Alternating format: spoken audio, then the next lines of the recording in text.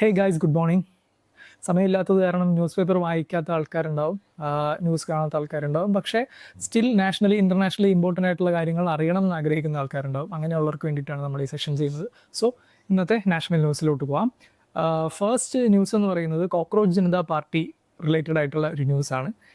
അതിൻ്റെ ബാക്ക്ഗ്രൗണ്ട് എന്ന് പറയുന്നത് റീസെൻ്റ്ലി നമ്മുടെ ചീഫ് ജസ്റ്റിസ് പറഞ്ഞിട്ടുണ്ടായിരുന്നു, ചില എഡ്യൂക്കേറ്റഡ് ആയിട്ടുള്ള എന്നാൽ ജോബില്ലാത്ത കുറേ ആൾക്കാർ മീഡിയ പേഴ്സണലും അങ്ങനെയൊക്കെ കയറിയിട്ട് കോക്രോച്ചസിനെ പോലെ ബിഹേവ് ചെയ്യുന്നുണ്ട് എന്നുള്ളൊരു സ്റ്റേറ്റ്മെൻറ്റ് ഉണ്ടായിരുന്നു. അപ്പോൾ അതിൻ്റെ ഒരു ഇന്ത്യൻ യൂത്തിന് ഇതിനെതിരെയുള്ള ഒരു റിയാക്ഷൻ എന്നുള്ള രീതിയിലാണ് ഇങ്ങനെ ഒരു പാർട്ടി ആക്ച്വലി ഒരാളിങ്ങനെ ലോഞ്ച് ചെയ്തതും. അപ്പോൾ അത് ഭയങ്കര വലിയ രീതിയിലുള്ള സപ്പോർട്ട് യൂത്തിൻ്റെ ഇടയിൽ നിന്ന് കിട്ടി. പിന്നെ എക്സിലും അതുപോലെ ഇൻസ്റ്റഗ്രാമിലും ഒക്കെ ഇഷ്ടംപോലെ ഫോളോവേഴ്സ് വന്നു. അപ്പം ഗവൺമെൻറ് ഇതുമായിട്ട് ബന്ധപ്പെട്ട് ഒരു അപകടം മണത്തിട്ട് ഗവൺമെൻറ് ഈ ഇങ്ങനെയുള്ള ഹാൻഡിൽസൊക്കെ ഇപ്പോൾ ഈ എക്സിലെ ഹാൻഡിൽ ഇപ്പം ആ അക്കൗണ്ട് ഇപ്പോൾ ഡീആക്ടിവേറ്റ് ആക്കിയിട്ടുണ്ട്. ഇൻസ്റ്റയും അതുപോലെ ബ്ലോക്ക് ചെയ്യുമെന്ന് പറയുന്നുണ്ട്. അപ്പോൾ അങ്ങനെ ഒരു ന്യൂസ് വരുന്നുണ്ട്. അപ്പോൾ അതുമായിട്ട് റിലേറ്റഡ് ആയിട്ട് ശശി തരൂർ പറഞ്ഞിട്ടുണ്ട്, ഈ ഒരു റിയാക്ഷൻ യൂത്തിൻ്റെ ഇടയിൽ നിന്നുള്ള ഈ ഒരു റിയാക്ഷൻ എന്ന് പറയുന്നത് റൂളിംഗ് ഗവൺമെൻറ്റിനെതിരെയുള്ള ഒരു റിയാക്ഷനാണ് എന്നുള്ള രീതിയിലൊക്കെ പറയുന്നുണ്ട്. അപ്പം സ്റ്റിൽ നമ്മളൊരു സ്പെക്ടേറ്റർ വ്യൂവിൽ നിന്ന് നോക്കുകയാണെങ്കിൽ ഇങ്ങനെയൊക്കെ സംഭവങ്ങൾ നടക്കുന്നുണ്ട് എന്നുള്ളൊരു കാര്യം അറിയിക്കുക മാത്രമാണ് ഞാൻ ചെയ്യുന്നത്. അപ്പം ഇങ്ങനൊരു പാർട്ടി രൂപീകരിച്ച് അതിനെ കണ്ടൻസ് ഒക്കെ ക്രിയേറ്റ് ചെയ്ത് ഒരുപാട് കണ്ടന്റ് ക്രിയേറ്റേഴ്സ് ഇങ്ങനെ ചെയ്തിട്ടുണ്ട്. അപ്പോൾ ഇങ്ങനെയുള്ള ഒബ്സർവേഷൻസ് വരുന്നുണ്ട്. ഗവൺമെൻറ്റിൻ്റെ പാർട്ടിൽ നിന്ന് ഇതൊക്കെ കർബ് ചെയ്യാനുള്ള മൂവ്മെൻ്റ് ഒക്കെ വരുന്നുണ്ട്. അപ്പോൾ നെക്സ്റ്റ് ന്യൂസ് നോക്കാം. രണ്ടാമത്തെ ന്യൂസ് ഈ എനർജി ക്രൈസിസുമായിട്ട് ബന്ധപ്പെട്ടിട്ടാണ്. നമ്മൾ റീസെൻ്റ്ലി ഡിസ്കസ് ചെയ്യുന്ന ഒരു കാര്യം തന്നെയാണ്. വെസ്റ്റ് ഏഷ്യ ഭയങ്കര ടർബുലൻ്റ് ആയിട്ട് കിടക്കുന്നു. അവിടെ ഈ US-ഉം ഇറാനും തമ്മിലുള്ള സംഘർഷം കാരണം നമ്മൾക്ക് ഈ ഇന്ത്യ പോലുള്ള രാജ്യങ്ങൾക്ക് എനർജി ഒന്നും ട്രാൻസ്മിറ്റ് ചെയ്യാൻ, അതായത് പെട്രോളിയം, ഗ്യാസ് ഇങ്ങനെയുള്ള സാധനങ്ങളൊക്കെ ഇങ്ങോട്ടേക്ക് ട്രാൻസ്ഫർ ചെയ്യാനുള്ള ബുദ്ധിമുട്ട് നേരിടുന്നുണ്ട്. അപ്പോൾ ആ ഒരു കോണ്ടെക്സ്റ്റിലാണ് പ്രൈം മിനിസ്റ്റർ പറയുന്നത്, നമ്മൾ ഓൾട്ടർനേറ്റ് ആയിട്ടുള്ള എനർജി സോഴ്സസ് നമ്മൾ കണ്ടെത്തണം.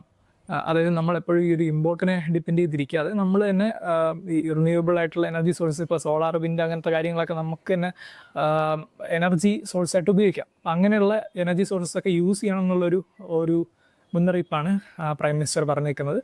പിന്നെ അതുപോലെ പല ആൾക്കാരും ഈ എക്സ്പേർട്സൊക്കെ എനർജി ഡൊമൈനിലൊക്കെ എക്സ്പേർട്ടായിട്ടുള്ള ഒരുപാട് ആൾക്കാർ സെയിം അഭിപ്രായം പറയുന്നുണ്ട്. ഒരുപാട് ആർട്ടിക്കിൾസൊക്കെ അതുമായിട്ട് റിലേറ്റഡ് ആയിട്ട് വരുന്നുണ്ട്. ഓക്കെ, അപ്പോൾ നെക്സ്റ്റ് ന്യൂസ് നോക്കാം. നെക്സ്റ്റ് നമ്മൾ കഴിഞ്ഞ ദിവസം പറഞ്ഞിട്ടുണ്ടായിരുന്നു, ലഡാക്കിൽ ഇപ്പോൾ ഒരു ചർച്ച നടക്കാൻ പോവുകയാണ്. ഹോം മിനിസ്റ്ററും minister of states for home അഫയേഴ്സും അതുപോലെ ഈ ലഡാക്കിലുള്ള സിവിൽ സൊസൈറ്റി ഓർഗനൈസേഷൻസുമായിട്ട് ഒരു ടോക്ക് നടക്കുന്നുണ്ട്. ബേസിക്കലി ഈ ലഡാക്കിലുള്ള ജനങ്ങളുടെ പ്രശ്നങ്ങൾ കേൾക്കുക, അതുപോലെ തന്നെ ഇമ്പോർട്ടൻ്റ്ലി അവിടുത്തെ ഈ ഇലക്ട്രിസിറ്റി ഡിമാൻഡുണ്ട്. അപ്പോൾ അതിന് അവിടുത്തെ ഒരു പ്രൈവറ്റ് കമ്പനീനെ ഇത് ഏൽപ്പിക്കാൻ വേണ്ടി പോകുന്നുണ്ട്, അവിടുത്തെ ഈ ഇലക്ട്രിസിറ്റി ഷോർട്ടേജ് പരിഹരിക്കുന്ന വിഷയം. അപ്പം അതുമായിട്ട് ബന്ധപ്പെട്ടിട്ട് ഇവിടുത്തെ സിവിൽ സൊസൈറ്റിയുമായിട്ടൊക്കെ ഒരു ഡിസ്കഷൻ നടത്തേണ്ടതുണ്ട്. അപ്പം അങ്ങനത്തെ കാര്യങ്ങളൊക്കെയാണ് ഈ ഒരു ടോക്കിലൂടെ നടക്കുന്നത്. അപ്പം ഈ ഒരു ടോക്കിൽ ഈ ഓർഗനൈസേഷൻ്റെ ഉള്ളിൽ തന്നെ ഒരു ഡിസ്പ്യൂട്ടൊക്കെ ഉണ്ടായെന്നൊക്കെ ഇന്നലത്തെ ന്യൂസിലൊക്കെ ഉണ്ടായിരുന്നു. അപ്പോൾ ഇപ്പോൾ ഒരു മെയിനായിട്ടുള്ള ഒരു ലീഡർ ഇതിലേക്ക് ഈ ഒരു ടോക്കിൽ ഗവൺമെൻറ്റോട് സംസാരിക്കാൻ വേണ്ടി മുമ്പോട്ട് വന്നിട്ടുണ്ടെന്നുള്ളൊരു ന്യൂസും കൂടെ വരുന്നുണ്ട്. അപ്പോൾ എന്തെങ്കിലും ചർച്ച ചെയ്തിട്ട് അവർക്ക് അവരുടെ ഇഷ്യൂസൊക്കെ പരിഹരിക്കാൻ പറ്റുന്ന ഒരു വിധത്തിലേക്ക് മാറുമെന്ന് നമുക്ക് പ്രതീക്ഷിക്കാം.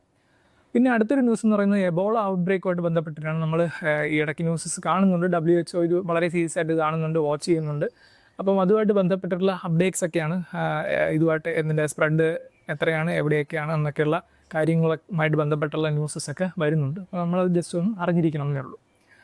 നെക്സ്റ്റ് ന്യൂസ്, ഈ ഇലോൺ മസ്കിൻ്റെ കമ്പനി ഇപ്പം റീസെൻ്റ്ലി ഭയങ്കര ലോസസ് ഫേസ് ചെയ്തിട്ടുണ്ടായിരുന്നു. ഭയങ്കര എക്കണോമിക് ലോസസ് ഉണ്ടായി. ബട്ട് സ്റ്റിൽ ഇപ്പോഴും സ്പെക്ടേറ്റേഴ്സ് കരുതുന്നത് എന്താണെന്ന് വെച്ചാൽ ഇത് ഒരു താൽക്കാലികമായിട്ടുള്ളൊരു ലോസ് മാത്രമാണ്. കാരണം വളരെ ഫ്യൂച്ചർ ഓറിയൻറ്റഡ് ആയിട്ടുള്ള കാര്യങ്ങളാണ് ഈ ഒരു കമ്പനിക്കുള്ളത്.